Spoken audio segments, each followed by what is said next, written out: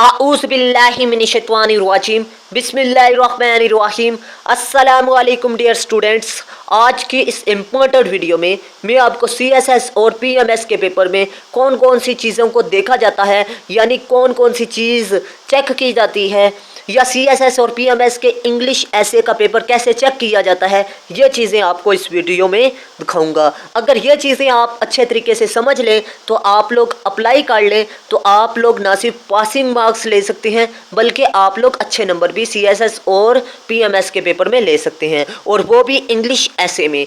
तो आपने इस वीडियो को एक लम्हे के लिए भी मिस नहीं करना। सबसे पहले मैं आपको बताता चलूँ कि जो सी स्कीम है, यानी एक ऐसे को कितने हिस्सों में डिवाइड किया जाता है, 4 हिस्सों में। वो कौन कौन सी हैं? कंटेंट। कंटेंट क्या होता है जी? टॉपिक। जो टॉपिक है उसके बारे में आप लिखते हैं तो इसके कितने नंबर होते हैं? 40 नंबर। ठीक है। लैंग्वेज, आपने जो ज़बान इस्तेमाल की है उसमें कितने नंबर होते हैं? 25। 65 हो गए। स्ट्रक्चर ऐसे का जौन सा है इसके 20 नंबर होते हैं। और टोटल कितने हो गए जी? आपके 85 मार्क्स हो गए। कोहेरेंस जौन सी है इसके 15 नंबर होते हैं। टोटल कितने हो गए? 100 नंबर। 100 में से 40 नंबर आपने लेने होते हैं। अब बात करते हैं कंटेंट में कौन सी चीज़ें होती हैं। कंटेंट में आपके 40 नंबर होते हैं। क्वालिटेटिव एनालाइज 10 नंबर होते हैं जी। क्वालिटेटिव एनालाइज में 10 नंबर होते हैं। ठीक है। अब बात करते हैं क्वालिटेटिव एनालाइज क्या होता है। इसमें आपने सर्च बेस्ड नॉलेज लिखना होता है। सर्च बेस्ड नॉलेज आपने किस में लिखना है जी? आर्ग्यूमेंट्स में लिखना है। आर्ग्यूमेंट्स में किस तरह लिखना है? आपने साथ जोड़ना है। ठीक है। अपने सर्च बेस्ड नॉलेज को अपने आर्ग्यूमेंट्स के साथ मिलाना है। ठीक है। क्वांटिटेटिव एनालाइज, इसमें भी आपने जो से आपका सर्च बेस्ड नॉलेज है उसको अदातो शुमार की नज़र में शक्ल में लिखना है। ठीक है। यानी आपने सर्च बेस्ड नॉलेज को किसकी सूरत में लिख देना है जी? अदादो शुमार की सूरत में, मतलब रेशोज़ की सूरत में। अब वैलिडिटी मतलब वो मुस्तनद होने चाहिए, रिलायबल होने चाहिए। ठीक है। इसके भी आपके 10 नंबर हैं। रेलिवेंस, यानी आपने टॉपिक के रेलिवेंट ही लिखने हैं। ये ना हो कि आपसे कुछ और वो पूछे टॉपिक और आपने किसी और का जिक्र कर दिया, तो ये गलत तरीकाकार है ऐसे में। ठीक है। आपने इन चीज़ों को मद्देनज़र रखना है। अगर आप ये स्टेप फॉलो कर लेते हैं, ये फर्स्ट स्टेप होता है जी। ठीक है। आपके ऐसे का एक किस्म का, अगर आप इसे फॉलो करते हैं, ठीक है, तो आप पास हो सकते हैं। अब अहम बात बताता चलूँ, अगर आप लोग CSS और PMS की ऑनलाइन क्लासेस अटेंड करना चाहते हैं तो आप लोग मेरे व्हाट्सअप नंबर पर रब्ता करें। आपको CSS और PMS की ऑनलाइन क्लासेस में मटेरियल यानी नोट्स और बुक्स फ्री में प्रोवाइड की जाएंगी। और इसके अलावा आपको बताता चलूँ कि CSS और PMS के सब्जेक्ट सिलेक्शन से लेकर आपके पेपर के आखिरी दिन तक इंशाल्लाह अच्छे तरीके से गाइड किया जाएगा।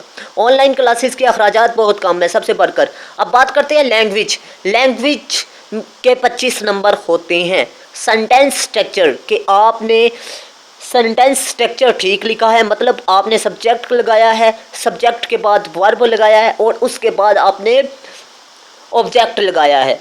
इस तरतीब को आपने फॉलो करना है। इसके भी 5 नंबर हैं। वोकैबुलरी जो सी है वो आप लोग कोशिश करते हैं अच्छी से अच्छी लिखें, लेकिन होता ये है कि स्टूडेंट्स को उनकी इन डेप्थ में यानी गहराई में उनका मीनिंग नहीं पता होता कि वो नाउन है, पढ़ो नाउन है या फिर उसके अलावा वर्ब है, एडवर्ब है। वो लिख तो देते हैं लेकिन जब लिखते हैं तब वो गलत होता है। ठीक है। तो आपने सिर्फ वही अल्फाज लिखने हैं वोकैबुलरी में जो बिल्कुल ठीक हो और आपको उनका यूज़ अच्छे तरीके से आता हो। क्लैरिटी के भी 5 नंबर हैं। ठीक है। तो आपने ये कोशिश करनी है कि आपका जो सा सेंटेंस है, जो लैंग्वेज है, उसमें वाजिया से मीनिंग समझ में आ रहा है या नहीं। इसके भी 5 नंबर होते हैं। कमांड ऑफ लैंग्वेज, आपने जो सी लैंग्वेज इस्तेमाल की है उसमें आपके कॉम्प्लेक्स सेंटेंस होने चाहिए। ठीक है। एक्सप्रेशन ऑफ लैंग्वेज के आपकी जो सी ज़बान है उसमें जो से एक्सप्रेशन है वो भी वाजिया होने चाहिए। ठीक है। यानी पंक्चुएशन के असूल वाजिया होने चाहिए। अब नेक्स्ट बात करते हैं स्ट्रक्चर। स्ट्रक्चर में आपके 20 नंबर होते हैं। इसमें 5 नंबर तो आपके आउटलाइन के हो गए। आउटलाइन आपने कैसे लिखनी है, उनमें एक तरतीब रखनी है। ये ना हो कि आप पहले तो उसका लिख रहे हैं कंक्लूजन और बाद में आप लिख रहे हैं इंट्रोडक्शन, तो ये आपने काम नहीं करना। ठीक है, आपने तरतीब के साथ चलना है। मतलब पहले इंट्रोडक्शन, फिर उसके बाद उसके इफेक्ट्स, सॉल्यूशंस, फिर कंक्लूजन की तरफ जाना है। ठीक, पैराग्राफ के 5 मार्क्स होते हैं। मतलब एक पैराग्राफ में भी आपने कौन कौन सी चीज़ें लिखनी होती हैं, इस पर मैं अलग वीडियो बनाऊंगा, वो आप वॉच कर लीजिएगा।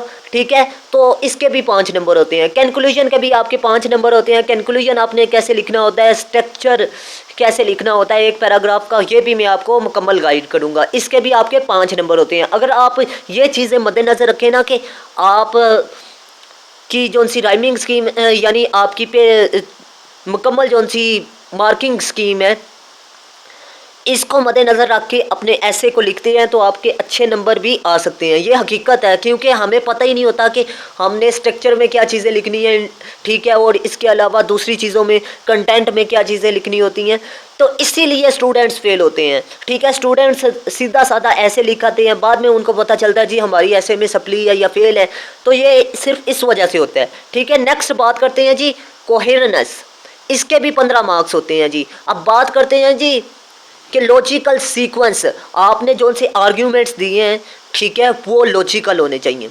ठीक है, और उसमें स्टेप बाय स्टेप ऐसी तरतीब होनी चाहिए कि जो बेहतर से बेहतरीन की तरफ जाए। ठीक है, प्रोग्रेस ऑफ द ऐसे 5 मार्क्स, ये 5 नंबर है। ठीक है, मतलब तरतीब होनी चाहिए और बेहतर से बेहतरीन की तरफ जाएं।